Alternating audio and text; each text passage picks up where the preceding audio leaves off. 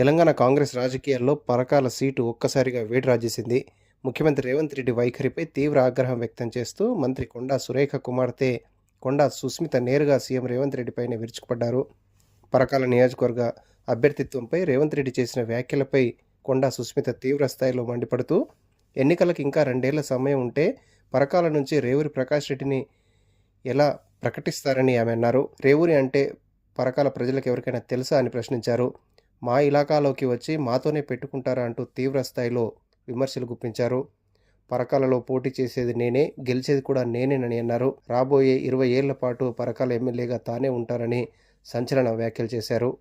ఈరోజు నిన్నొచ్చి next election గురించి మాట్లాడినావు కదా, 2 ఎలక్షన్ల తర్వాత రేవూరి ప్రకాష్ రెడ్డిని గెలిపియాలని చెప్పినాం. రేవూరి ప్రకాష్ రెడ్డి అంటే పరకాలకి తెలియదు, పరకాలంటే రేవూరి ప్రకాష్ రెడ్డికి తెలియదు ఎలక్షన్ల ముందట. అవునా కాదా? ఎవరొచ్చిండు? కొండా మురళి వచ్చి తిరిగితే రేవూరి ప్రకాష్ రెడ్డి గెలిచిండు.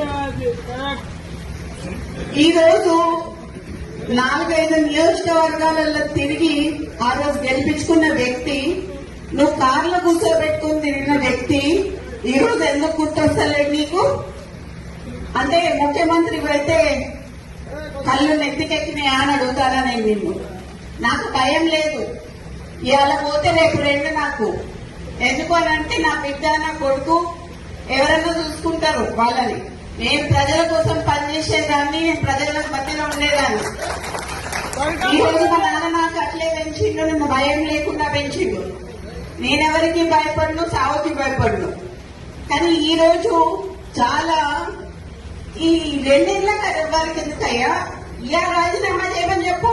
ఇలా రాజీనామా చేసి ఎలక్షన్లు ఇక్కడ నా ఇల్లు ఇక్కడ మంచినీళ్ళు ఉన్నది, 3 అంతస్తుల బిల్డింగ్ నీకు ఇస్తా, వచ్చి అక్కడనే ఉండి రేవూరి ప్రకాష్ రెడ్డికి నువ్వు వచ్చి క్యాన్వసింగ్ చేయి. రేవూరి ప్రకాష్ రెడ్డి గెలుస్తారా? లేకపోతే కొండకు